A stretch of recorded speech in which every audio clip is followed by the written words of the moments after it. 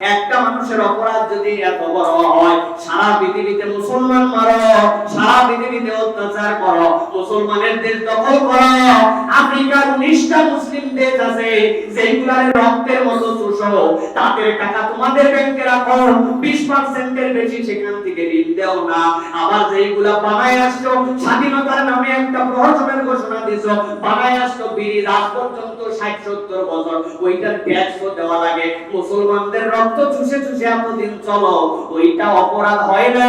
আর একটা মানুষ কেবল মারার কারণে মুহাম্মদ সাল্লাল্লাহু আলাইহি সাল্লামকে অপমান করা কি তোমাদের কাছে অপরাধ নয়? ঠিক না?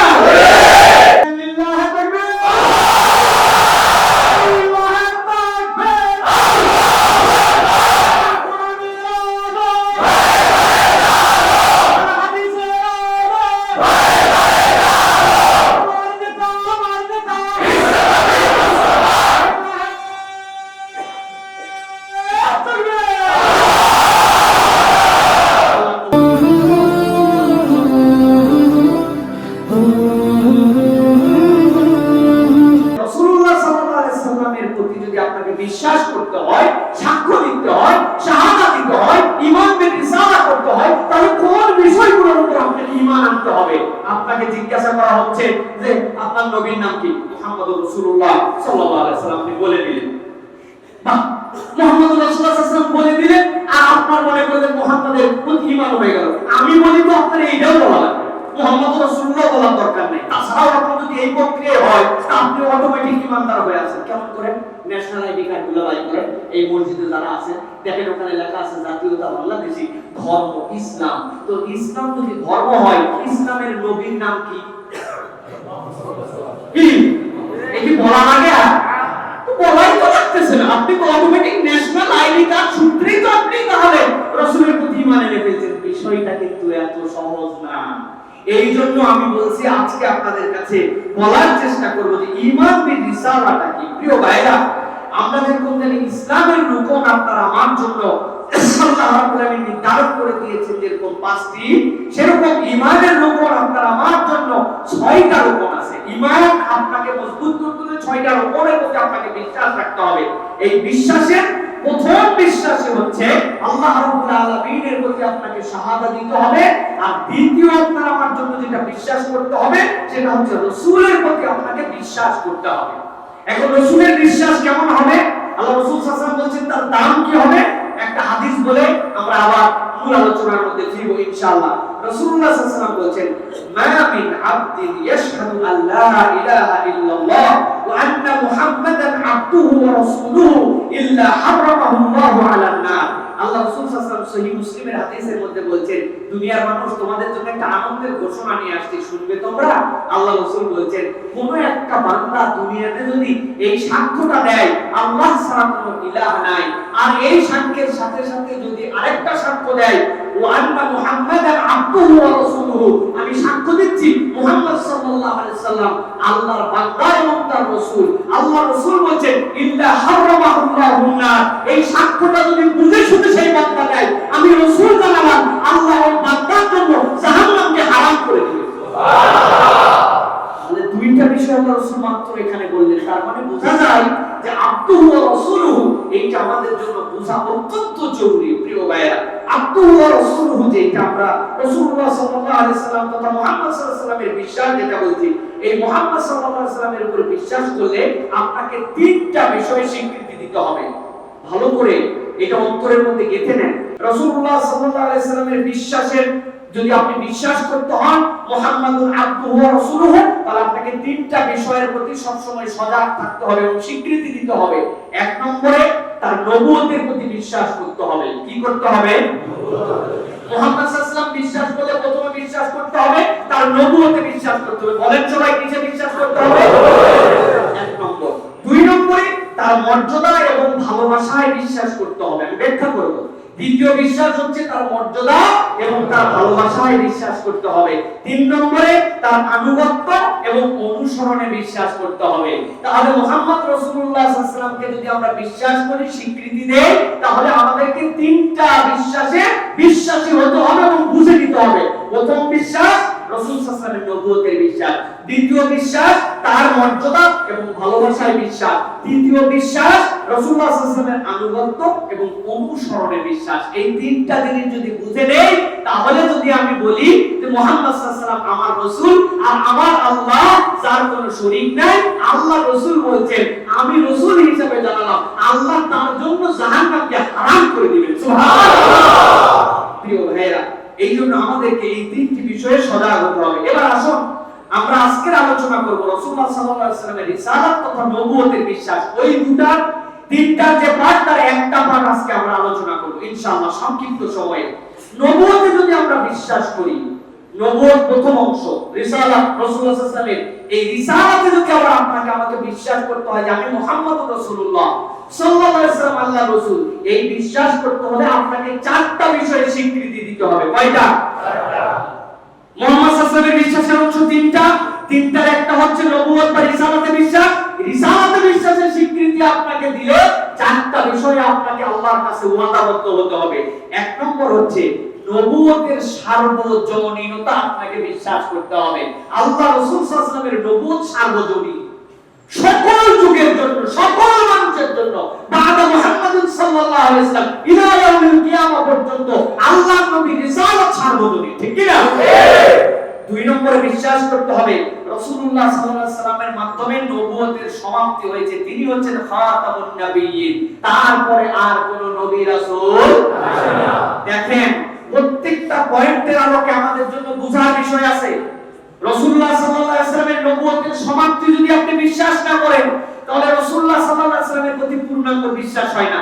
এই বাংলাদেশে তো আমরা এখন দেখতে পাই এরকম মানুষও আছে, আল্লাহকে আল্লাহ বলে, মসজিদ বানায়, নামাজ পড়ে, মুহাম্মদ সাল্লাল্লাহু আলাইহি ওয়াসাল্লামকে মুহাম্মদ সাল্লাল্লাহু আলাইহি ওয়াসাল্লাম বলে, শুধু একটুখানি সাথে বলে যে মুহাম্মদ সাল্লাল্লাহু আলাইহি ওয়াসাল্লাম তো ঠিকই আছেন, কিন্তু মুহাম্মদ সাল্লাল্লাহু আলাইহি ওয়াসাল্লামের পরেও একজন নবী আসছিলেন, তার নাম হচ্ছে গোলাম আহমেদ কাদিয়ানী। আছে কি না? আছে। তিনটা স্টেপে ধান্দাবাজি দিছে। প্রথমে বলছিল সে প্রথমেই ডাইরেক্ট নবী বললে তো কেউ কিনবে না। প্রথমে কিছুদিন বলছে উনি মূলত ঈসা মসিহ, আসমানে যেহেতু ঈসা আলাইহিস সালাম উঠে গেছেন, উনাকে আল্লাহ রাব্বুল আলামিন পাঠিয়ে দিয়েছেন, উনি ঈসা মসিহ। এই বলে কিছু ভক্তবৃন্দ যখন জোগাড় করেছে, ভক্তবৃন্দ জোগাড় করার পর আস্তে আস্তে কিছুদিন পরে বলছে না, উনি আসলে আল্লাহ প্রদত্ত ঘোষিত ইমাম মাহদী। এরপরে বলছে আস্তে আস্তে করে যে না, উনি আসলে মূলত আল্লাহর প্রেরিত ওহী আসছে ওনার প্রতি, উনি শেষ জামানার জন্য নবী করে পাঠাইছে। আল্লাহ বলছেন যে মা কানা মুহাম্মাদুন আবা আহাদিন মিন রিজালিকুম ওয়ালাকিন রাসূলুল্লাহি ওয়া খাতামান নাবিয়্যিন। নবীকে আল্লাহ বলছেন যে তিনি নবী হিসাবে সে কথা ঠিকই আছে, কিন্তু নতুন করে কিছু নবুয়ত আবার আল্লাহ গোলাম আহমেদ কাদিয়ানীর উপরেও দিয়েছে। বলেন তো ওনার কি ঈমান আছে? না। এই বিশ্বাস যারা করবে তাদের ঈমান থাকবে? না। কেন থাকবে না? ও তো আল্লাহকে আল্লাহ বলছে, মুহাম্মদ সাল্লাল্লাহু আলাইহি ওয়াসাল্লামকে নবীও বলছে, আল্লাহর সাথে কাউকে শিরিক করা কঠিন গুনাহ বলে, কারো শিরিক করা যাবে না, তারপরেও ঈমান নাই। কারণ এই পয়েন্টে যে নবুয়তের বিশ্বাসের পয়েন্টে ধরা খেয়ে গেছে। আমরা বলছি নবুয়তের বিশ্বাস করলে নবুয়তের সার্বজনীনতা আপনাকে স্বীকার করতে হবে। দুই নম্বরে নবুয়তের খাতাম আল্লাহর রাসূল দ্বারা শেষ হয়েছে, এই স্বীকৃতি আপনাকে দিতে হবে। এটা না দিলে দুনিয়ার সব মানুষ আপনাকে যাই বলুক না কেন, আমরা বলবো আপনারা কাফের মুশরিক ছাড়া কিছু নয়। এই জন্য বাংলাদেশ থেকে আমরা বারবার বলেছি তাদেরকে মাইনরিটি সংগঠন নাম দিয়ে পৃথিবীর বিভিন্ন দেশ তাদের পক্ষে এখন ওকালতি করে, দালালি করে, তাদের প্রতি করা যাবে না। তারাও একটা সংগঠন, আমরাও বলেছি অবশ্যই তারা একটা বাংলাদেশি স্বীকৃত সংগঠন। আমাদের হিন্দু ভাইরা যেরকম বাংলাদেশে আছে, খ্রিস্টান ভাইরা যেরকম বাংলাদেশে আছে, জৈনরা যেরকম আছে, বৌদ্ধরা যেরকম আছে, সাঁওতালরা যেরকম আছে, কাদিয়ানীরা বাংলাদেশে থাকবে, আমাদের কোনো আপত্তি নাই। কিন্তু কাদিয়ানীরা থাকবে, কিন্তু তারা আবার মুহাম্মদ সাল্লাল্লাহু আলাইহি ওয়াসাল্লামের এই রিসালাত করা স্বীকার করে ইসলাম এবং নিজেদেরকে মুসলিম নামে থাকবে। এইটা বাংলাদেশে আমরা সহ্য করব না। ঠিক আছে? যতদিন আমাদের জবানের শক্তি থাকবে, আমাদের গায়ে যতদিন পর্যন্ত আল্লাহর দেওয়া রক্ত থাকবে, ততদিন পর্যন্ত আমরা এটা বলেই যাব রাষ্ট্রীয়ভাবে কাদিয়ানীদেরকে কাফের ঘোষণা করা ইমানদার মাত্র ইমানের দাবি। ঠিক আছে? আচ্ছা, ইমান পূর্ণ হবে না। এখন কেউ যদি বলতে বলে ভাই এদের সাথে বাদাবাদি করার কি দরকার আছে, ওরা ওদের মতো আছে, আপনারা আপনাদেরটা পালন করেন না কেন? আমরা বলবো জি না, রাসূলের রিসালাতের সার্বজনীনতার দাবিতে আমরা এইটা আপোষ করতে পারি না। বুঝাইতে পারছি আপনাদের? 3 নম্বরে বিশ্বাস করতে হবে নবুয়ত বিশ্বাসের জন্য যে নবুয়তের দায়িত্ব রাসূল আকরাম সাল্লাল্লাহু আলাইহি ওয়াসাল্লাম পূর্ণাঙ্গভাবে পালন করেছেন। মনে থাকবে? এটা কিন্তু অনেক বড় পয়েন্ট। রাসূল আকরাম সাল্লাল্লাহু আলাইহি ওয়াসাল্লাম নবুয়তের দায়িত্ব পূর্ণাঙ্গভাবে পালন করেছেন। এর মধ্যে কোনো গ্যাপ আছে অথবা কিছু করছেন কিছু করেন নাই এরকম যদি মাথার মধ্যেও চিন্তা নেন সাথে সাথে আপনার ঈমান চলে যাবে। উদাহরণ দিব একটা, রাগ করবেন না তো? গত কিছুদিন আগে আমাদের স্বাস্থ্য অধিদপ্তরের একজন ডিজি সাহেব ওনার দপ্তর থেকে একটা প্রজ্ঞাপন জারি করেছিলেন, শুনছেন না আপনারা? প্রজ্ঞাপন জারি উনি করতে পারেন কি না পারেন, উনি ওই পদে থেকে এই অধিকার রাখেন কি না রাখেন, এটা একটা ডিবেটের বিষয়, এটা একটা বিতর্কের বিষয়। যেহেতু উনি একটা কোনো বেসরকারি সংস্থা অথবা ওনার ব্যক্তিগত কোনো কোম্পানি না, ওইটা সরকারের প্রতিষ্ঠান, এইটা করতে পারেন কি না পারেন এটা ভিন্ন সাবজেক্ট। কিন্তু আল্লাহ রাসূল সাল্লাল্লাহু আলাইহি ওয়াসাল্লামের যে ঘোষণা, তিনি যে শিক্ষা দিয়ে গেছেন, তিনি তার শিক্ষাটা নির্ভুলভাবে দায়িত্ব পালন করে গেছেন। ওই শিক্ষার মধ্যে আল্লাহ রাসূল সাল্লাল্লাহু আলাইহি ওয়াসাল্লাম বলে গেছেন, মাস সালামিনাল কাবাই ইজারি ফিন্নার, ইমানদার মাত্র জেনে রাখো টাকনুর নিচে তোমার কাপড় যাওয়া চলবে না। এইটা যাওয়ার কারণে তোমাকে জাহান্নামে যাওয়ার কারণ হতে পারে। এটা কার শিক্ষা? এখন আমার কোন ভাই এটা পারে না, তাহলে টাকনুর নিচে যায়, উনি বলে ভাই অবশ্যই আল্লাহ রাসূল যেটা বলেছেন সেটাই ঠিক, কিন্তু আমি পারি না ভাই, আবার মাঝে মাঝে পারি মাঝে মাঝে পারি না, নামাজের সময় তুলি কারণ আমার রাসূল বলেছেন, কিন্তু উনি কখনো গাছওয়ারি করে এই কথা বলে না। ওইটা ছিল আরবের সময়ের কথা, আর এখন বাংলাদেশের হিসেবে এগুলো চলে নাকি আধুনিক দেশে। তাহলে কি বোঝা যাবে? তাহলে বোঝা যাবে আল্লাহ রাসূল তার রিসালাতে যে শিক্ষা দিয়ে গেছেন ওই শিক্ষাটা আপনি অপূর্ণাঙ্গ ভাবছেন, এইটা যদি আপনি ভাবেন বিশ্বাস করেন আপনি ঈমানের দাবির থেকে খারিজ হয়ে যাবেন। এইজন্য আমি বারবার বলছি ভালো করে রাসূলুল্লাহ সাল্লাল্লাহু আলাইহি ওয়াসাল্লামের এই আইটেমটা বুঝে নেন। উনি এটা করছেন ঠিক কিনা ঠিক এটা তার ব্যাপার, এটা নিয়ে বিতর্ক হতে পারে, কিন্তু যে সাবজেক্টটার কথা বলেছেন মেয়ে মাত্র পর্দা করতে হবে, হিজাব আবৃত হতে হবে, অমুক পুরুষের বাইরে তিনি তার পুরো শরীর দেখাতে পারবেন না, এটা রাসূলের বিধান। চাকুর উপর কাপড় পরা রাসূলের বিধান, এইটা পালন করা আপনাদের দায়িত্ব। উনি এইটা ওনার অফিসে বাধ্য করতে পারেন কি না পারেন সেটা ঠিক, কিন্তু এইটা কোরআন হাদিসের সত্য কথা। এই কথা বলার কারণে নানান ধরনের কথা হতে পারে, কিন্তু এইটাকে অস্বীকার করতে করতে যদি বলা হয় যে এইটা যারা পালন করে তারা তালেবানি, তারা জঙ্গি, এর দ্বারা বাংলাদেশকে তালেবানি এবং জঙ্গি রাষ্ট্র বানানো হচ্ছে, আমি খোলামেলা আপনাদের কাছে জানাই দিতে চাই এইটা যদি জেনে বুঝে বলে তিনি দুনিয়ার যত বড় যাই হোক না কেন আল্লাহ এবং তার রাসূলের ফায়সালা অনুযায়ী উনি ইসলামের মধ্যে থাকার অধিকার রাখে না। আপনি রাসূলের শিক্ষাকে, আপনি রাসূল সাল্লাল্লাহু আলাইহি ওয়াসাল্লামকে বলতেছেন মুহাম্মদ সাল্লাল্লাহু আলাইহি ওয়াসাল্লাম আর তার নবুয়তের দায়িত্ব পরিপূর্ণভাবে তিনি আদায় করেছেন, আপনি সেইটাকে প্রকারান্তরে উপহাস করে তালেবানি জঙ্গি নানান কথা বলতেছেন, এতে করে আপনার ঈমান থেকে বের হয়ে যেতে হবে। আপনার মুহাম্মদুর রাসূলুল্লাহ কোটিবার বললেও মুহাম্মদুর রাসূলুল্লাহ বলা আপনার হক মত আদায় হয় না। বুঝাইতে পারছি আপনাদেরকে?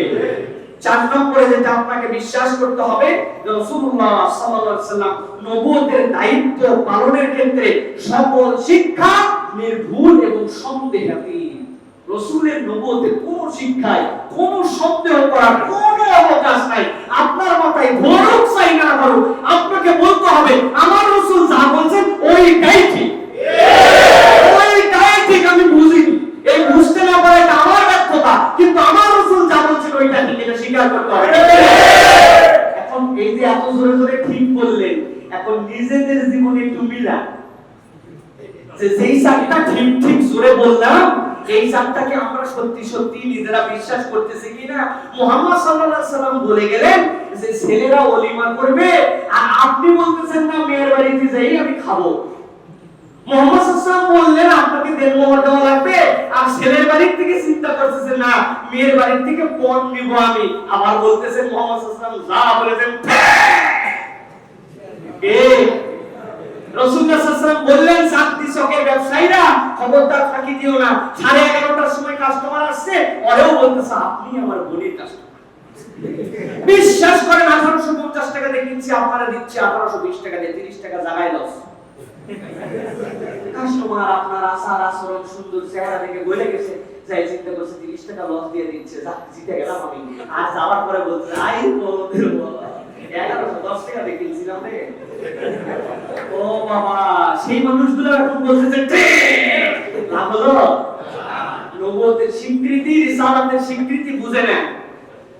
আল্লাহ রাব্বুল আলামিন এরপরে যেই চারটা পয়েন্ট বললাম, এইগুলার আলোকে আল্লাহ রাব্বুল আলামিন কুরআনুল কারীমের মধ্যে একের পর এক আল্লাহ রাব্বুল আলামিন মানুষকে জানাচ্ছেন এটা দলিল কি হবে। আল্লাহ রাব্বুল আলামিন সূরা সাবা 34 নম্বর সূরা কুরআনুল কারীমের এর 28 নম্বর আয়াতের মধ্যে আল্লাহ রাব্বুল আলামিন বলছেন, বান্দারা বুঝে নাও, প্রথম স্বীকৃতি যেটা বলেছি নবুয়তের সার্বজনীনতা। আল্লাহ বলছেন ওয়া মা আরসালনাকা ইল্লা কাফাতাল লিন-নাসি বাশীরাও ওয়া নাযীরা। আল্লাহ রাব্বুল আলামিন বলছেন, হে রাসূল, আপনি দুনিয়ার মানুষের কাছে যে জানিয়ে দেন, দুনিয়ার মানুষের কাছে আপনি বলেন ওয়া মা আরসালনাকা, আপনাকে আমি প্রেরণ করি নাই, রাসূলকে পাঠানো হয় নাই। আল্লাহ বলছেন রাসূল আপনাকে দুনিয়াতে আমি পাঠাই নাই। জিজ্ঞাসা করে বলুন তো রাসূলকে দুনিয়াতে এসেছেন না আসেন নাই? আসেন না আসেন নাই? আল্লাহ বলছেন ওয়া মা আরসালনাকা, আপনাকে আমি প্রেরণ করি নাই। আল্লাহ রাব্বুল আলামিনের পরে ইল্লা ইসতিসনা করতেছেন, তবে হ্যাঁ আপনাকে আমি পাঠিয়েছি। দুনিয়ার বুকে কি জন্য পাঠিয়েছি? আল্লাহ বলছেন ইল্লা কাফাতাল লিন-নাসি বাশীরাও ওয়া নাযীরা। আপনাকে দুনিয়াতে পাঠানো হয়েছে তাওয়াত পৃথিবীর মানুষের জন্য, কেবল আরবের জন্য নয়, কেবল আপনি মুসলমানের জন্য নয়, কেবলমাত্র আপনি ওই জাজিরাতুল আরবের জন্য নয়, বরং তাওয়াত পৃথিবীর যত মানুষ আপনার পরের থেকে কিয়ামত পর্যন্ত আসবে, আমি সব মানুষের জন্য আপনাকে পাঠিয়েছি দুটো দায়িত্ব দিয়ে। এক নম্বর দায়িত্ব হচ্ছে বাশীরা, আপনি দুনিয়ার মানুষকে খুশখবরি দিবেন। এরপরে আল্লাহ বলছেন নাযীরা, সাথে সাথে আপনি মানুষকে আল্লাহ রাব্বুল আলামিনের ভীতিগুলো জানিয়ে দিবেন। সুবহানাল্লাহ। আল্লাহ রাব্বুল আলামিন বলেন কাফাতাল লিন-নাসি বাশীরাও ওয়া নাযীরা। আল্লাহ, দুনিয়ার মানুষ তোমরা যদি কোরআন খুলো তাহলে দেখতে পাবে সূরা নূহ যদি আপনারা পড়তে শুরু করেন, সূরা নূহটা পড়বেন প্রথম আয়াত থেকে আল্লাহ রাব্বুল আলামিন মজার মজার কথা বলেছেন। আল্লাহ বলছেন ইন্না, আমি আল্লাহ রাব্বুল আলামিন নূহ আলাইহিস সালামকে তার কওমের কাছে পাঠালাম। কেন পাঠালাম? আরসালনা নূহান ইলা কওমিহি, কওমের কাছে পাঠালাম। আন আনদির কওমান, হে নূহ আপনি আপনার কওমকে ভয় দেখাবেন, ভালো করে বলেন। আল্লাহ বলছেন আপনাকে ভীতি দেখাবেন, তাদেরকে নিয়ে সতর্ক করবেন। আল্লাহ রাব্বুল আলামিন বলছেন কেন সতর্ক করবেন? সতর্ক করবেন এই জন্য তাদের কাছে অত্যাসন্ন একটা আযাব আসবে, এই আযাব আসার আগে তাদেরকে আপনি সতর্ক করেন। নূহ আলাইহিস সালাম আল্লাহর এই বিধান পাওয়ার পরে নিজে যে তার কওমের কাছে গেছেন, কওমের কাছে যাওয়ার পরে নূহ আলাইহিস সালাম বলছেন আমার কওম শোনো শোনো, ইন্নী রাসূলুল্লাহি ইলাইকুম, আমি তোমাদের কাছে আল্লাহর পক্ষ থেকে রাসূল হিসেবে এসেছি। কি জন্য এসেছি? এই জন্য এসেছি তোমাদেরকে সতর্ক করার জন্য, ভয় দেখার জন্য। আল্লাহর আযাব আসার আগে তোমরা সতর্ক হয়ে যাও। আল্লাহ রাব্বুল আলামিন যত নবী রাসূল পাঠিয়েছেন, সব নবী রাসূলকে আল্লাহ রাব্বুল আলামিন এরকম সতর্ক করাটা আগে বলেছেন। কিন্তু আল্লাহ রাব্বুল আলামিন আপনার আমার হাবিবের ব্যাপারে বলছেন হে রাসূল, আপনাকে দুনিয়ার তাওয়াত মানুষের জন্য পাঠাইলাম। তবে তাওয়াত মানুষের জন্য পাঠানোর পরে আপনার যে দুইটা অ্যাডজেক্টিভ দিয়েছি, দুইটা বিশেষণ দিয়েছি, ওই বিশেষণের প্রথম বিশেষণটা হচ্ছে বাশীরা। আমি আল্লাহ আপনাকে দুনিয়ার মানুষের জন্য আগে মানুষকে খোঁজ খবরি দেওয়ার জন্য পাঠাইছি। সুবহানাল্লাহ।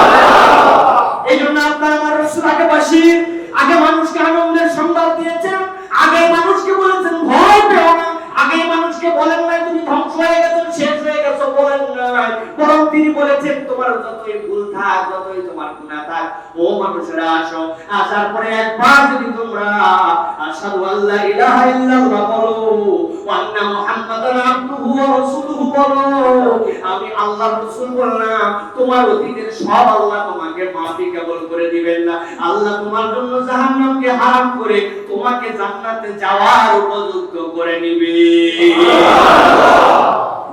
আল্লাহ রাব্বুল আলামিন এরপরে বলছেন হে রাসূল আপনি জানান সূরা আরাফের মধ্যে আল্লাহ রাব্বুল আলামিন বলছেন কুল ইয়া আইয়ুহান নাসু ইন্নী রাসূলুল্লাহি ইলাইকুম জামিআ। দুনিয়ার মানুষ জেনে রাখো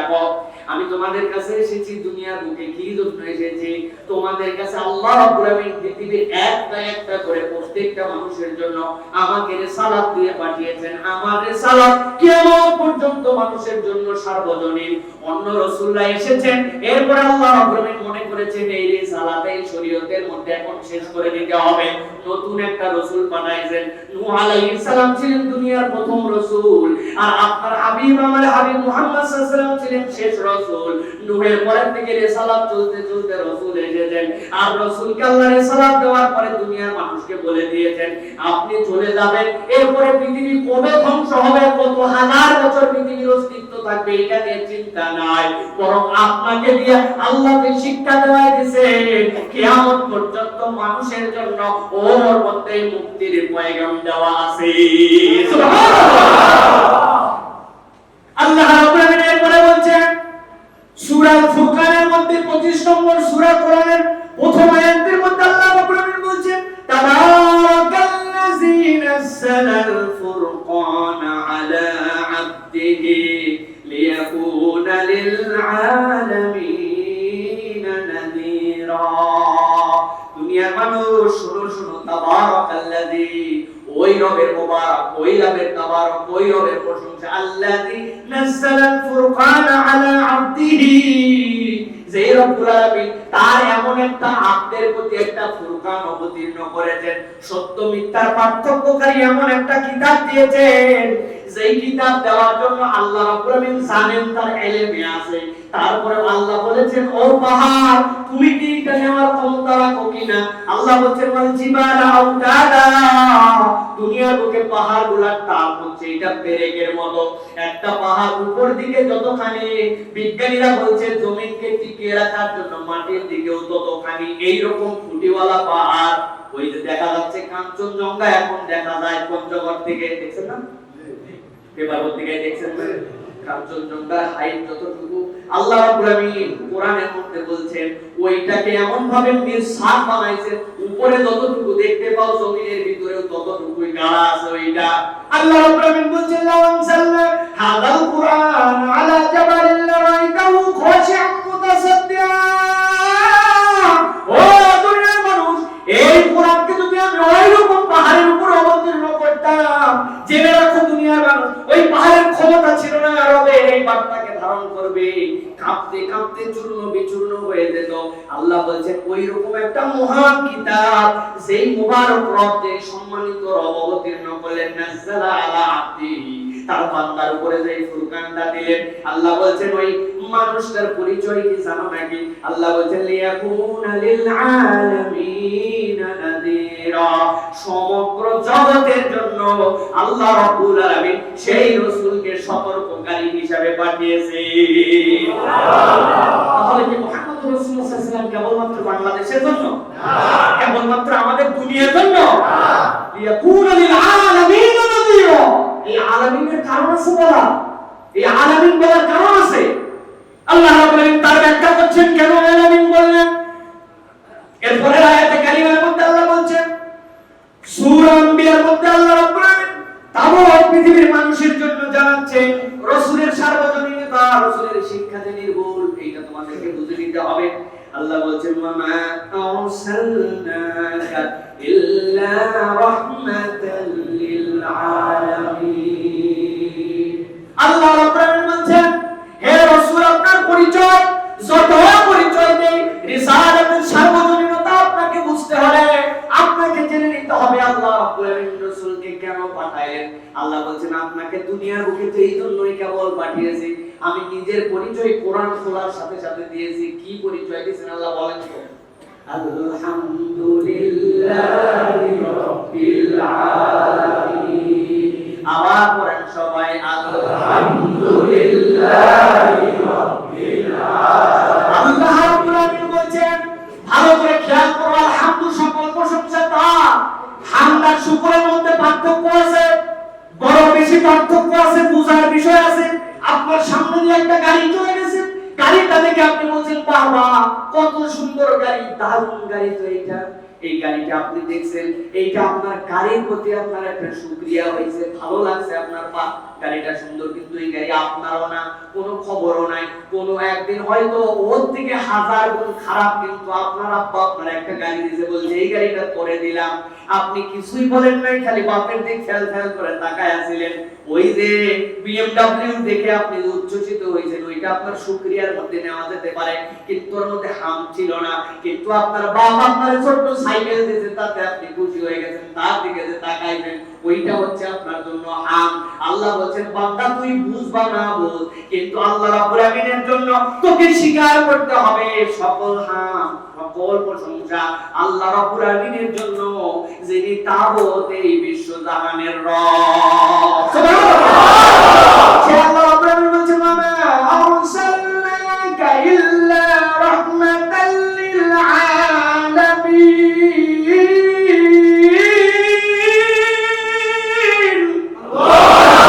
আল্লাহ দুনিয়ার মানুষ ভালো করে বুঝে নাও, আমি আল্লাহ রাব্বুল আমিন নিজের পরিচয় দিয়েছি কোরআন খোলা মাত্র, যেই সকল আলমের জন্য আমি আল্লাহ নিজেকে রব ঘোষণা করেছি। আমি মুহাম্মদ সাল্লাল্লাহু আলাইহি ওয়াসাল্লামকে ওই সকল আলমের জন্য তোমাদের মাঝে রহমত করে পাঠিয়ে দিয়েছি। রাসূলুল্লাহ সাল্লাল্লাহু আলাইহি ওয়াসাল্লাম ছিলেন নবীউর রাহমাত, তিনি ছিলেন স্বয়ং মুহাম্মদ সাল্লাল্লাহু আলাইহি ওয়াসাল্লামের জন্য রহমত। রাসূলুল্লাহ সাল্লাল্লাহু আলাইহি ওয়াসাল্লাম উম্মতের মধ্যে সেই নজির দেখায় গেছে রহমত কেন তিনি সার্বজনীন নবী। একটু ভালো করে শুধু এই পয়েন্টটা মনে রাখবেন। আল্লাহ নবী সাল্লাল্লাহু আলাইহি ওয়াসাল্লাম বলেন, ও দুনিয়ার মানুষ তোমরা কি জানো নাকি পৃথিবীতে আল্লাহ যত নবী পাঠাইছেন, যত রাসূল পাঠাইছেন, শুনতে পাচ্ছেন আপনারা? যত নবী রাসূল পাঠানো হয়েছে, পৃথিবীর সব নবী রাসূলকে আল্লাহ একটা সুপ্রিম পাওয়ার দিয়েছেন। কি পাওয়ার? আপনার আব্বা আপনারা বলে দিয়েছে জীবনে এমন একটা কিছু চাবি, আমি এটা দিব তোরে, কিন্তু একবারই চান্স, একবার চান্স, দ্বিতীয় কোনো চান্স নাই, একটা চান্স করে দেওয়া হবে, যেটা চাওয়া মাত্র দিয়ে দেওয়া হবে। আল্লাহ তাবত পৃথিবীর সব নবী রাসূলকে ইজাজত দিয়েছেন, চাইলে একটা পেয়ে যাবে। হযরত নূহ আলাইহিস সালাম 950 বছর অপেক্ষা করছেন, অপেক্ষা করার পর বুঝছেন আর হবে না, এই কোন এমন কম, এই কম এমন ধরনের বোঝা, তাদেরকে আর হিদায়াত দেওয়া যাবে না। আল্লাহকে বলছেন আল্লাহ পাওয়ার খাটাইলাম, এখন ট্রাম কাট খেলে দিলাম, এখন আল্লাহ এই কমরে যে কয়টা ঈমান আনছে বাকিগুলারে নাস্তা নাবুদ করো, বলতে দেরি কবুল হতে দেরি নাই। ঠিক কি না? মুসা আলাইহিস সালাম দৌড় লাগাইছেন তার কওম নিয়ে, সামনে দেখছেন বিশাল এখন সমুদ্র, পিছন থেকে ফেরাউনের বাহিনী আসছে, এখন যদি আমাদের পায় একদম নাস্তা নাবুদ করে শেষ করে দিবেই তো দিবে, বংশ উদ্ধার করে ছেড়ে দিবে। আল্লাহ আমার সুপ্রিম পাওয়ার খাটায় দিলাম, তুমি এখন সমুদ্র পার করো। আল্লাহ বলতেছেন কি সাংঘাতিক দোয়া, কি সময় আল্লাহ বলছেন মায়ের বাড়ি মারতে দেরি নাই, 12টা রাস্তা। হযরতে মুসা আলাইহিস সালাম কওম নিয়ে ওই পারে উঠে গেছেন, পিছন থেকে আসতেছে তারা, ওনার আর দোয়া করার কিন্তু সুযোগ নাই। কি ওই পারে উঠে যাওয়ার পরে মুসা আলাইহিস সালামের লোকজন বলছে রাস্তা করে তো নিয়ে আসলে খুবই ভালো, এমন তেমন ছিল তারা, কিন্তু পিছন থেকে দেখতেছে ওরাও তো আসছে। মুসা আলাইহিস সালামের দোয়া করার কোনো চান্স নাই, কারণ একটাই দোয়া, বাকিটুকু আল্লাহ নিজে রকম করে ওদেরকে ওই সমুদ্রের মধ্যে নিয়ে চুপড়ি খাওয়াইছেন, কিন্তু মুসার দোয়া যে আমার আল্লাহ রাসূল বলেন আমার আল্লাহ আমাকে সেই সুযোগ দিয়েছিলেন, আমি সেই দোয়া করি নাই, আমি এই দোয়াটাকে সংরক্ষণ করেছি। আমি ওই কিয়ামতের ময়দানে পুল সিরাতের পাশে দাঁড়ায়া আমার উম্মতের জন্য ওই দিন আমার দোয়ার ভান্ডারটা খুলবো। আমার আল্লাহ কোরআনে বলছেন ওয়ালা সাউফা ইউতিকা রাব্বুকা ফাতারদা, হে রাসূল আপনারা এমন দোয়া দিব আপনার খুশিতে আপনারা জান করে যাবে, আপনারা বেরাজি হওয়ার কোনো চান্স থাকবে না। আল্লাহ নবী ওই দিন যাওয়ার পরে আল্লাহর কাছে বলবেন আল্লাহ আমার যে উম্মতেরা স্বীকৃতি দিয়ে আসে আশহাদু আল্লা ইলাহা ইল্লাল্লাহ ওয়া আন্না মুহাম্মাদান আবদুহু ওয়া রাসূলুহু, বুঝে সুঝে যারা স্বীকৃতি দিয়ে তোমার সাথে শরীক না করে আসছে আল্লাহ, আজকের দিনে আমিও তোমারে বললাম আমার এই গুনাহগার উম্মত যারা আছে ওদের একটা উম্মত যদি জাহান্নামে থাকে আমি মুহাম্মদ সাল্লাল্লাহু আলাইহি ওয়াসাল্লাম জান্নাতে ঢুকবো না। আল্লাহ বলেন মা আরসালনাকা ইল্লা রাহমাতাল লিল আলামিন।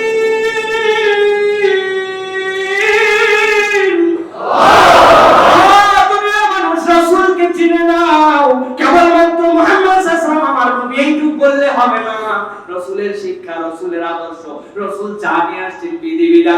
সবগুলা শ্রেষ্ঠ, কোনো নির্ভুল, এর মধ্যে কোনো রকম সংশয় নাই। সব বিশ্বাস যদি পূর্ণাঙ্গ হয় তবে আল্লাহর নবীর উম্মতের মধ্যে আপনার নাম থাকবে। আগেই বুঝাইছি রকম কারে বলে। আপনি মোহাম্মদ সাল্লাল্লাহু মানছেন, স্কুলও স্বীকার করছেন, স্কুলে খুব ভালো পড়ালেখা হয় তাও স্বীকার করছেন, কিন্তু স্কুলে আসেন নাই, নিয়ম কানুন মানেন নাই, পরীক্ষায় অংশগ্রহণ করেন নাই। আপনি যেরকম স্কুলে তারপরেও ছাত্র থাকতে পারবেন না। জাতীয় পরিচয় পত্রের মধ্যে খালি ধর্ম ইসলাম আর নবী মুহাম্মদ, আমার নবী মুহাম্মদ বলার দ্বারা আল্লাহর নবীকে স্বীকার করা হয় না। বুঝতে পারছেন? তাহলে এই জন্য প্রিয় ভাইরা, আল্লাহ রাব্বুল আলামিন বলেন এই দুনিয়ার বুকে রাসূল আপনার বিপক্ষে নানান প্রপাগান্ডা চলবে। ইমানদারের বিপক্ষে প্রপাগান্ডা আছে না নাই? আছে। অন্যরা হাজার দোষ করে কোনো সমস্যা হয় না, ইমানদার মুসলমানের অল্প একটু দোষ দেখলে সেইটা নিয়ে মিডিয়া লাফালাফি করে, বিশ্ব লাফালাফি করে, আছে কিনা? এটা কোনো নতুন রোগ নয়। বলবেন হুজুর কেমন রোগ? তাহলে আমি ছোট্ট একটা আয়াতে কারিমা আপনাদের কাছে দিব, একটু এটা কবে কার রোগ। আল্লাহ নবী সাল্লাল্লাহু আলাইহি সাল্লাম মদিনায় চলে গেলেন, গভীর মনোযোগ দেন। মদিনায় আল্লাহ নবী গেলেন, যাওয়ার পরে বদরের যুদ্ধের পরে আল্লাহ নবী বিভিন্ন এলাকায় ইমানদারদেরকে সতর্ক অবস্থায় পাঠাইতেন, ছোট্ট ছোট্ট সারিয়া পাঠাইতেন। 5 জনের গুপ্তচরের দল, 3 জনের দল। যাও তো মক্কার এলাকার মানুষের গতিবিধি কেমন, ওই এলাকার মানুষের গতিবিধি কেমন, হঠাৎ করে ঝটিকা কোনো আক্রমণ মদিনার দিকে করে কিনা, আত্মরক্ষার জন্য আল্লাহ নবী দিয়ে পাঠাইতেন। হঠাৎ করে সাহাবীদের 2-3 জনের একটা দল ছিল, দলগুলা নিয়ে একদিন মক্কার আশপাশে ঘোরাফেরা করতেছেন। করতে করতে দেখে ফেলছে ওই দলটাকে মক্কার লোকেরা। ওইটাকে দেখার পরে মক্কার মধ্যে, হুদুদে হারামের মধ্যে ওই কুরাইশদের সাথে যখন দেখা হয়েছে, এই 3 সাহাবীর সাথে লড়াই বেঁধে গেছে। 3 সাহাবী মিলে 2টারে জাহান্নামে পাঠাইছেন, পাঠায়া মদিনায় দৌড়ায় চলে আসছেন। মদিনায় আসার পরে মক্কায় অস্থির হারি রজব মাস, তারা জানতেন না তখনও যে এই মাসটা রজব মাস, মানে হারাম মাস। ইসলামে 4টা মাসকে ওই জাহিলি যুগেও যেরকম হারাম বলেছিল, সেরকম হারাম মাসের অংশ হচ্ছে একটা রজব, একটা মুহররম, একটা জিলহজ, একটা জিলকদ। এই মাসগুলো হচ্ছে হারাম মাস। যুদ্ধ বিগ্রহ করে না, একে তো হারাম মাস, 2 নম্বর হুদুদে হারামের ভিতরে মুহাম্মদ সাল্লাল্লাহু আলাইহি ওয়াসাল্লামের 2 জন সাহাবী এসে আমাদের মক্কার লোকরে হত্যা করে গেছে। ওই বাবারে বাবা, মক্কা গরম, এত বড় অন্যায় করে নাকি? মুহাম্মদ কত বড় অন্যায় করছে দেখছো, হারাম মাসের মধ্যে হত্যা করছে। মুহাম্মদের সাহাবীরা কত খারাপ, ইসলাম কত হিংসাত্মক ধর্ম, কত জঙ্গি ওরা, যে এই রকম সময় এত বড় অপরাধ করছে। মক্কাতে প্রপাগান্ডা দিয়া দিয়া অস্থির করে তুলছে চারিদিকে। বড় মুহাম্মদ আর তার ধর্মের লোকেরা এতই খারাপ যে কিচ্ছুই মানে না। কয়জন মারছে? কথা বলেন না, কয়জন? আল্লাহ রাব্বুল আলামিন আয়াতে কারিমা অবতীর্ণ করলেন, বুঝেন, বর্তমান পৃথিবীর সাথে মিল পাবেন। আল্লাহ বললেন ইয়াসালুনাকা আনিশ শাহরিল হারামি কিতালিন ফীহি কুল কিতালুন ফীহি কাবীর। আপনার কাছে প্রপাগান্ডা মক্কার চারিদিকে ছড়াচ্ছে যে শাহরে হারামের মধ্যে মানুষ মারা যায় নাকি, প্রশ্ন করতেছে আপনার কাছে। আপনি বলেন কিতালিন ফীহি কুল কিতালুন ফীহি কাবীর, আপনি জানাই দেন অবশ্যই অবশ্যই যেগুলা মাস হারাম মাস করা হয়েছে এর মধ্যে কোনো কিতাব চলবে না। এইটা অবশ্যই একটা কবিরা গুনাহ, এইটা একটা অপরাধ, আমি স্বীকার করে নিলাম। বলতেছি না এটা ভালো কাজ হয়েছে, তবে এইটা একটা অপরাধ, আপনি বলেন। এরপরে আপনি তাদেরকে বলেন ওয়াসাদ্দুন আন সাবিলিল্লাহি ওয়া কুফরুম বিহি ওয়াল মাসজিদিল হারামি ইখরাজু আহলিহি মিনহু আকবারু ইনদাল্লাহ। এইটা জানানোর সাথে সাথে আপনি ওই লোকগুলার কাছে এই জিজ্ঞাসাটা দেন, ওয়াসাদ্দুন আন সাবিলিল্লাহ, এরা মারছে 2 জনকে, কিন্তু তোমরা হাজার হাজার লোককে যে হারামের ভিতর থেকে বের করে দিলে, এই মক্কা ছাড়া করলে, ঘর ছাড়া করলে, আল্লাহ রাব্বুল আলামিনের বিধিবিধান গ্রহণ করছে বলে মক্কার এই হারামের ভিতরে কাবার পাশ দিয়া তাদেরকে হত্যা করলে, আগুনে পুড়ালে, মারলে, নির্বিচারে তাদের প্রতি জুলুমের স্টিম রোলার চালালে, সেই মানুষগুলোর বাপদাদা 50 পুরুষে হারামে, তাদেরকে ঘর ছাড়া করে ল্যাংটা করে যে তোমরা দেশ থেকে বের করে দিলে, আমি আল্লাহ জানতে চাই 2 জন মানুষ মারার অপরাধ যদি এত বড় হয়, এই বিষয়গুলা কেমন ছিল? দুনিয়ার মানুষ ভালো করে বুঝেন, একজন মানুষ মেরে ফেলছে ফ্রান্সের মধ্যে, শিক্ষক হত্যা করেছে, আমরা এটাকে সাফাই করি না, আমরা বলি এটা অপরাধ হয়েছে, এইটা করা ঠিক হয় নাই। কারণ দুনিয়ার কোন ব্যক্তি, আল্লাহ ব্যক্তি স্বাধীনতা দেন নাই, শরীয়ত সে নিজে বাস্তবায়ন করবে স্বাধীনতা নাই। শরীয়তের হুদুদ দণ্ডবিধির জন্য রাষ্ট্র লাগবে, হুকুম লাগবে, সব লাগবে। সে একটা অপরাধ করছে স্বীকার করি, কিন্তু আমাদের জিজ্ঞাসা, একটা মানুষের অপরাধ যদি এত বড় হয়, সারা পৃথিবীতে মুসলমান মারো, সারা পৃথিবীতে অত্যাচার করো, মুসলমানের দেশ দখল করো, আফ্রিকার 19টা মুসলিম দেশ আছে যেগুলোর রক্তের মতো চুষো, তাদের টাকা তোমাদের ব্যাংকে রাখো, 20% বেশি সেখান থেকে ঋণ দেও না। আবার যেগুলা বানায় আসছো, স্বাধীনতার নামে একটা প্রহসনের ঘোষণা দিছো, বানায় আসছো ব্রিজ, আজ পর্যন্ত 60-70 বছর ওইটার ট্যাক্সও দেওয়া লাগে, মুসলমানদের রক্ত চুষে চুষে এতদিন চলো, ওইটা অপরাধ হয় না। আর একটা মানুষ কেবল মারার কারণে মুহাম্মদ সাল্লাল্লাহু আলাইহি ওয়াসাল্লামকে অপমান করা কি তোমাদের কাছে অপরাধ নয়? প্রিয় মুসলমানেরা ভালো করে বুঝেন, আদর্শের নাম কি?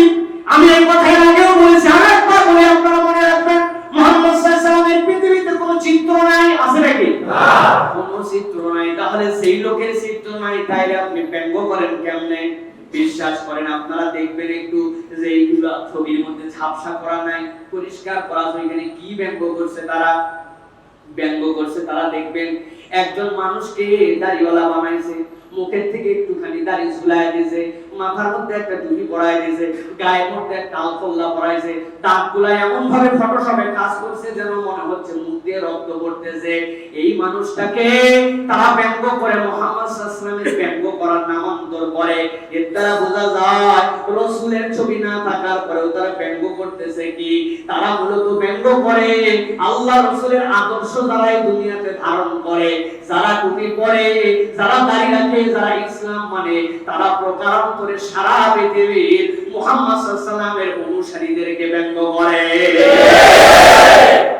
প্রিয় মুসলমানেরা, আল্লাহ রাব্বুল আলামিন এই জন্য বলছেন, আপনি যাওয়ার পরে তাদের কাছে জিজ্ঞাসা করেন, ওয়াসাদ্দু আন সাবিলিল্লাহি ওয়া কুফরুম বিহি ওয়াল মাসজিদিল হারাম ওয়া ইখরাজু আহলিহি মিনহু আকবারু ইনদাল্লাহ ওয়াল ফিতনাতু আকবারু মিনাল কতল ওয়া লা ইয়াযালুনা يقاتلونكم حتى يردوكم عن دينكم إن استطاعوا। আল্লাহ রাব্বুল আলামিন তাবৎ পৃথিবীর মানুষের জন্য মেসেজটা দিয়ে দিলেন, এতে ঘাবড়ানোর কোনো কারণ নাই, কাফের মুশরিকদের চরিত্র এইটা। তবে আমি জানাচ্ছি, মুহাম্মদ সাল্লাল্লাহু আলাইহি ওয়াসাল্লামের অনুসারীরা যদি মুহাম্মদ সাল্লাল্লাহু আলাইহি ওয়াসাল্লামকে পূর্ণভাবে বুকের মধ্যে ধারণ করতে পারে, সেই দিন বেশি দূরে নয় যেই দিন ইসলামের আলোয় পৃথিবীর সকল দিক দিগান্ত আলোকিত হয়ে যাবে। ঠিক না? তোমরা লিউফিউ নূরাল্লাহি বিআফওয়াহিহিম, তারা তো তাদের মুখের ফুৎকারে দুনিয়ার মুখ থেকে তারা আগুনটা, ইসলামের আলোটা নিভাই দিতে চায়। আল্লাহ বলছেন, আল্লাহ চান তোমরা নিভাই দে, আর আমি আল্লাহ ওই ফুয়ের বরকত এমন দিব, যত ফু দিবি তত বেশি আলো বেড়ে যাবে। ছোটবেলায় আপনারা দেখেছেন আমাদের গ্রামের দিকে মায়েরা যখন চুলা জ্বালাতো, চুলা জ্বালানোর আগে একটা কুপি বাতি থাকতো, যাতে বেশি মেসের কাঠি খরচ না হয়, জ্বলাইতো না, কুপি বাতি একটা জ্বলায়া চুলা এর পরে ধরাইতো। ধরানোর পরে একটা মা, তার একটা ছোট মেয়ে, কেবল 8-9 বছর, মায়ের হাতে পাতে লেগে লেগে অনেক কাজ কাম করে, মাগরিবের আযান হয়ে গেছে, চুলার মধ্যে থেকে সুন্দর করে রান্না বাড়া শেষ, কিন্তু চুলাটা নিভানোর মতো সময় পাইনি, ছায়ের চুলা, এই চুলা না নিভালে রাতের দুর্ঘটনা হতে পারে। হাড়ি পাতিল নামায় বাচ্চারা বলছে, মা তুই কি চুলাটা নিভাতে পারবি? বলছে, হ্যাঁ মা, আমি চুলা নিভানো দেখছি না, তুমি কেমনে আগুন নিভাও আমি জানি না, আমি পারবো মা, টেনশন করো না। বলার পরে ওই মহিলা গেছে নামাজ পড়তে, এখন ওই বাচ্চা দেখছে যে মা কুপি ধরায়, ধরানোর পরে চুলা ধরায়, ধরানোর পর যখন চুলা গনগনায় যায়, তখন কুপিতে কোনোদিন হাত দিয়ে এরকম করেও নিভায়, আবার কোনোদিন দিয়ে কুপি নিভায়। মোমবাতি কেমনে নিবান? খুঁজে নিবান না? এখন গনগনা চুলার আগুন, ওই বাচ্চা কিয়াস করছে কুপি বাতির উপর আর মোমবাতির উপরে, কিয়াস করে এখন মা বলছে চুলা নিভাইতে, এই গনগনা আগুনের চুলার মধ্যে এখন চুলা নিভানোর জন্য খানিকক্ষণ এরকম করে দেখছে, কাজ হয় না, এরপরে চুলার আগুন কি নিভবে না বাড়বে? বুঝেন না? মনে চুলার আগুন নিভবে না বাড়বে? আল্লাহ বলছেন, ইউরিদুনা লিইউতফিউ নূরা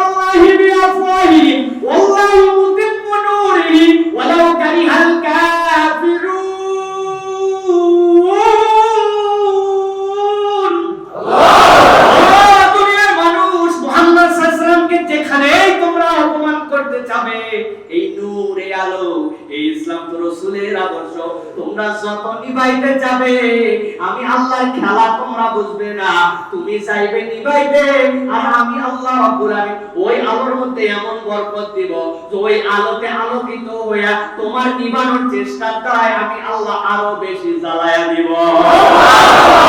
ঠিক না? আসসালামু আলাইকুম ওয়া রাহমাতুল্লাহ।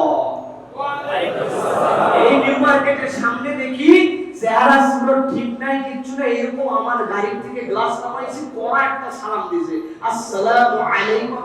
বাবা দিয়ে আমার দিক তাকে একটু হাসি দিয়েছে। বুঝছেন কিছু? বুঝেন না? এর আগে সালাম দেওয়া জানতো না, একজন যেই না একটু বলছে যে এই সালাম আসসালামু আলাইকুম ভালো ছিল, এটা দিয়ে এখন জঙ্গি জঙ্গি গন্ধ পাওয়া যায়। আল্লাহ বলছে এতদিন সালাম বিশুদ্ধকরণ কোন আন্দোলনে কাজ হয় নাই, একটা সান্ডা দিয়া এমন চালানো চালাইছি বাংলাদেশের মানুষের সালামকে সহি বানাই দিয়েছে। ঠিক না? সে যে আল্লাহ ভালো রাখছে আপনি বুঝবেন কেমনে? ঠিক না? আমি তো গল্প বলি অনেক জায়গায়, এক লোক বাচ্চার সাথে হেল্পার সব সময়, উনি যেখানে যায় বাচ্চার সাথে থাকে আর একই কথা বলে আল্লাহ যা করছে ভালো করছে। দুইজন মিলে গেছে আল্লাহর কি কামে স্বীকার করতে গেছে, হঠাৎ করে নেকড়ে আসছে, আই সে ওনারে ধরেই ফেলছে, সাথে লোকজন পিটায়া ওরে মাইরা ফেলছে ঠিকই, কিন্তু মারার আগে যিনি ওনাদের দলের আমির সাহেবের কিনি লোক নাই খায়া ফেলাইছে, ওর দিক তাকাইছে, চোখ দিয়ে পানি পড়তেছে, জানে চলে যাচ্ছে, ওরে বাবা বাবা, লোক কিনি লোক না থাকলে কি হবে? বুঝছেন? কামরা একটা ফেললে মাথা খারাপ অবস্থা। ওরা বলছে কি অবস্থা দেখলে?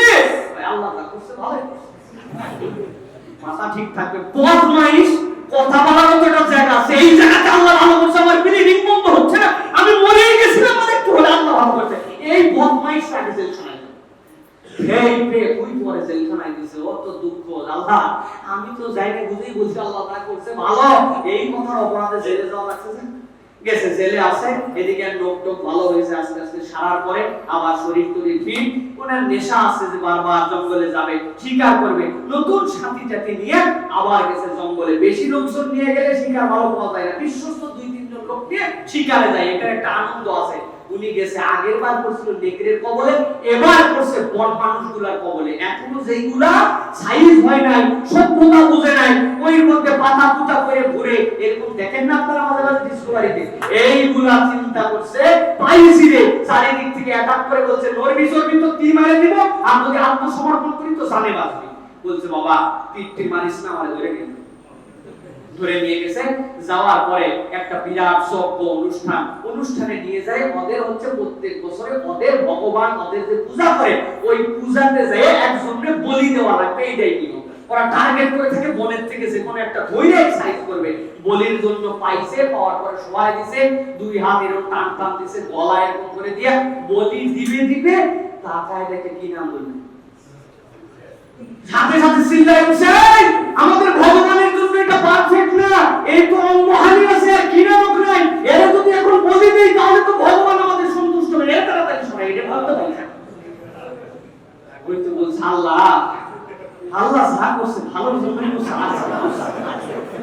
আইসে দেশে ফেরত আসার পরে ওই যে জেলের মধ্যে যেটারে বসাইতেছে ওরে ডাকতে নিয়ে আসে, ভাই আমার ভুল হয়ে গেছে, আমি যা বুঝছি যে আল্লাহ সত্যি যা করছে ভালো করছে, আমার এই লোক না থাকলে আজকে শেষ। কিন্তু তোর কাছে একটা জিজ্ঞাসা করি, তুই যে 6 মাস জেলের মধ্যে পৌঁছলি, এর মধ্যে কি ভালো? কয় আল্লাহ যা করছে ভালোই করছে। ওই আমারে যদি জেলে না রাখতেন তাহলে সব সময় শান্তি তো আপনারা, আমি আপনার সাথে এই সফরেও যাইতাম, যেই দেখছে যে উনার হাতের কি নিয়মগুলো নাই, কিন্তু আমার তো সব আছে, বলিটা তার ব্যবহার করতে যাইতো। ও বলছে ঠিক আছে, আল্লাহ যা করছে তাহলে ভালোই করছে। এই জন্য আমরা আল্লাহ রাব্বুল আলামিনের সিদ্ধান্তে অসন্তুষ্ট নয়, কিন্তু আমাদেরকে রাসূলের উপরে স্বীকৃতি, ঈমান, বিশ্বাস এইগুলা যদি মজবুত করি তাহলে মুসলমানের কোনো সময় ভয় নাই। যদি করোনাতেও মৃত্যুবরণ করে মুসলমান শাহাদাতের মৃত্যু নিয়ে মরবে, ঠিক না? তো ভয় আছে, দুনিয়াও পাইলাম না, পরকালও পাইলাম না, কিন্তু আমার তো পাওয়ার শেষ নাই। আরে দুনিয়ায় না হয় 35 বছর মনে করছিলাম পারবো, বাঁচলাম না তাতে কি, কিন্তু ঈমান নিয়ে যদি মৃত্যুবরণ করি, আমার রাসূল বলেন মহামারীতে মারা গেলে আল্লাহ শাহাদাতের পর্দা দিবেন, ঈমান নিয়ে গেলে করোনার মূল্য মুসলমানের লাভ আছে। প্রিয় ভাইরা, এই জন্য ঈমান রিসালাতটা মজবুত করতে হবে, কারণ রাহমাতুল লিল আলামিন, রাসূল হচ্ছেন আপনার আমার জন্য রহমত। আমার কথা একবারে শেষের দিকে, আমি 9টা পর্যন্ত আমাদেরকে টাইম দেওয়া হয়েছিল, আমি আর বৃদ্ধি করব না ইনশাআল্লাহ। তবে আরো কিছু কথা আছে যেগুলো কথা আপনাদের কাছে বলতে হবে প্রিয় ভাইরা। 2-10 মিনিট আছেন তো আপনারা?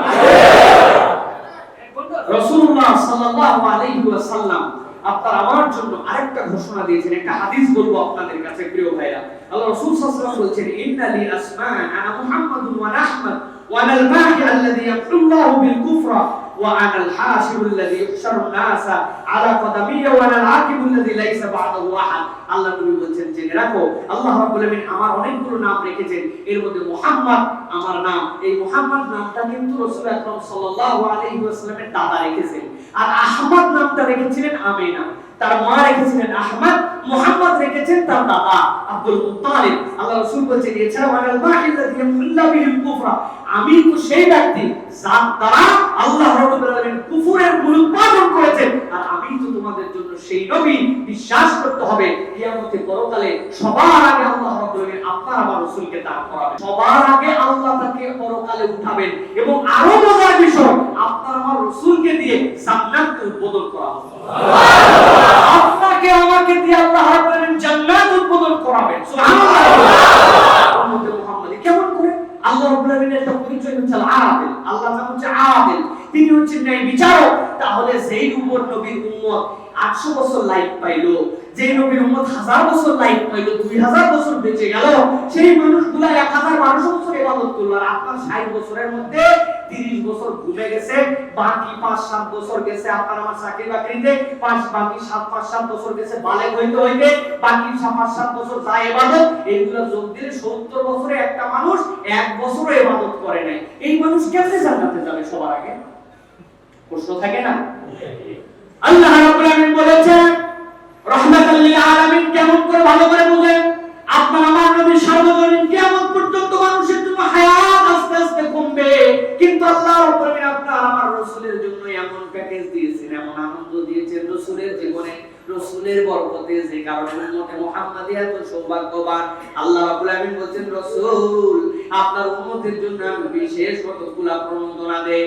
বছরে যেরকম আপনাদের মার্কেট থেকে বলা হয় বিশেষ ছাড় দেওয়া হলো, বাম্পার দেওয়া, অফার দেওয়া হলো, আপনার আমার জন্য 1000 টাকা রেফেল ড্র হবে, এই পণ্য কিনলে আপনি 50,000 টাকা পাইতে পারেন, অফার দেন কিনা আপনারা?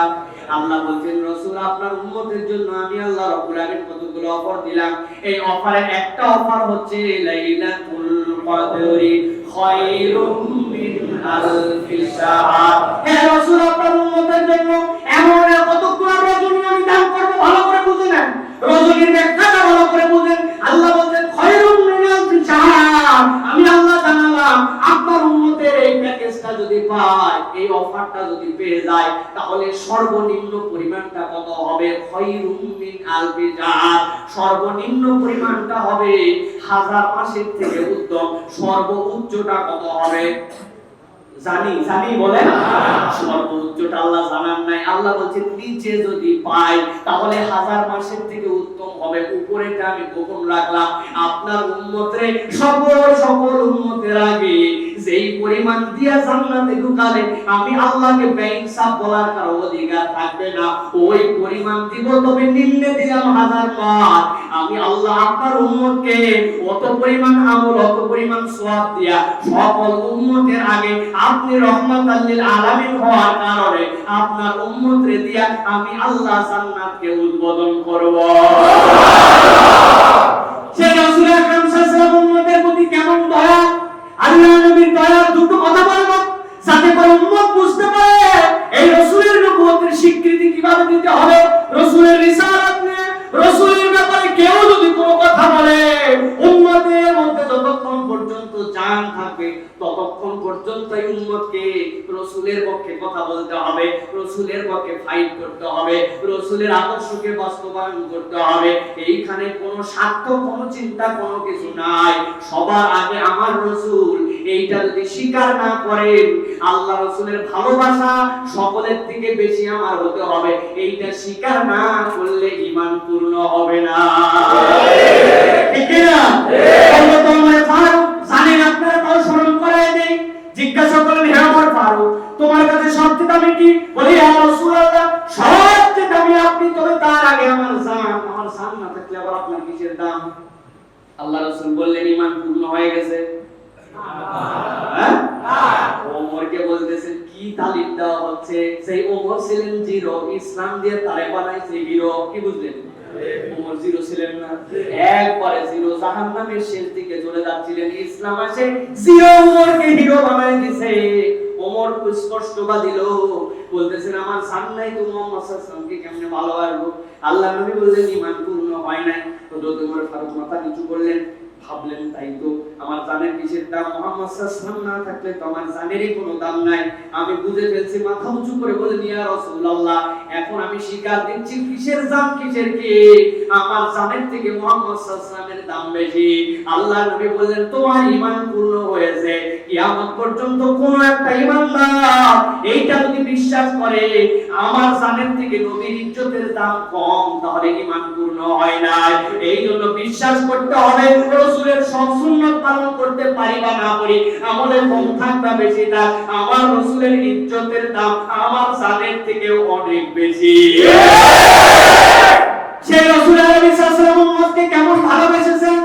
হযরত জুলাইবি আপনারা শুনেছেন, এই সাহাবী আল্লাহর রাসূলের যত সাহাবী ছিলেন সবচেয়ে গরীব সাহাবীর নাম হচ্ছে জুলাইবি।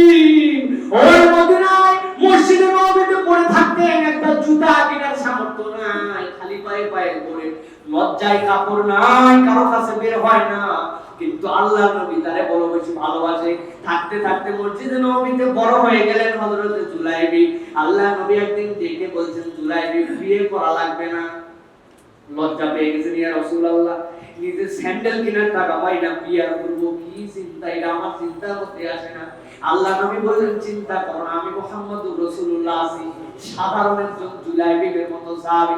আল্লাহ নবী মদিনায় প্রস্তাব দিলেন, কিছুদিন আগে আপনার স্বামী মারা গেছে, জুলাইবিকে বিয়ে করবে নাকি? দীর্ঘ ঘটনায় যাব না। পিতা রাজি হয় না, মাতা রাজি হয় না, চিন্তা করতেছে রাসূলের প্রস্তাব তো ঠিক আছে, কিন্তু জুলাইবির মতো ছেলের কাছে তো নিজেই চলতে পারে না।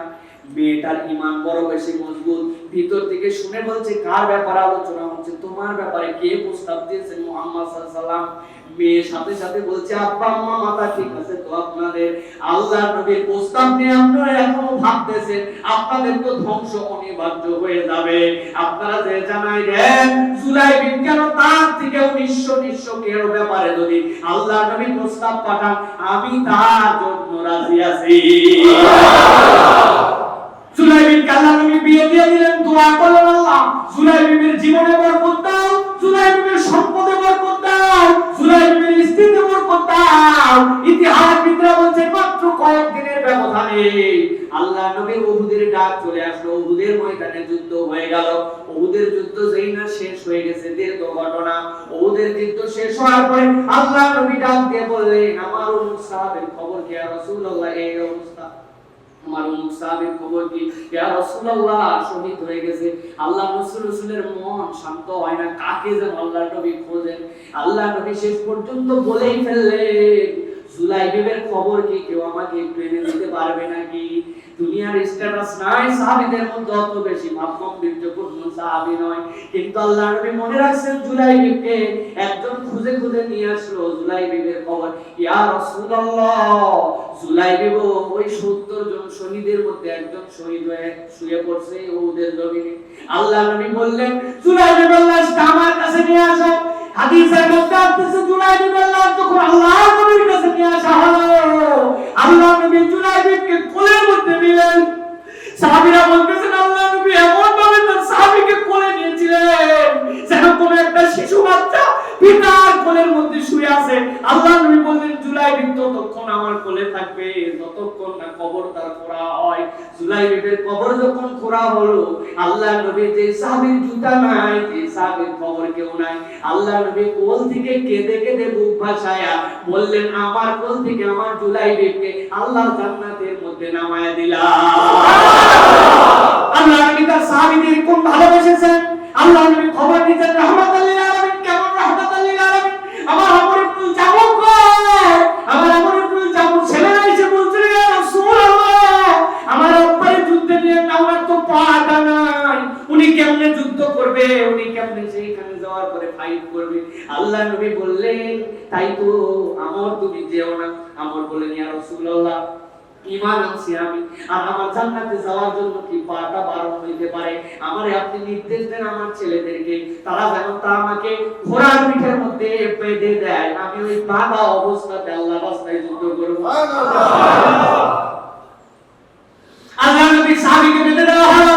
খবর নিলেন, শুনো তো আমরের খবর কি? দেখা গেল ওই ঘোড়ার পিঠে যুদ্ধ করতে করতে ঘোড়ার পিঠ ছাড়ে নাই, শহীদ হয়ে গেছে।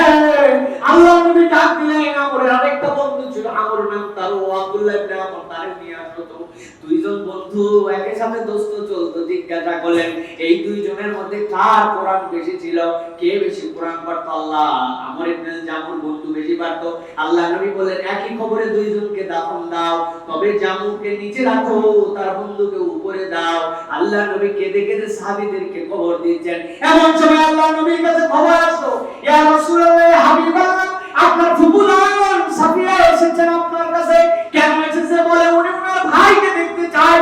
আল্লাহ নবী সাথে সাথে বললেন, না না, আমার চাচা আমির হামজাকে যদি দেখে সহ্য করতে পারবে না, সে তার কলিজা বিদীর্ণ করা হয়েছে, তার কানগুলাকে খেয়ে ফেলা হয়েছে, এত কষ্ট তাকে দেওয়া হয়েছে, উনার তো ভাই, উনি দেখে সহ্য করতে পারবেন না, সাফিয়ারে নিয়ে যাও।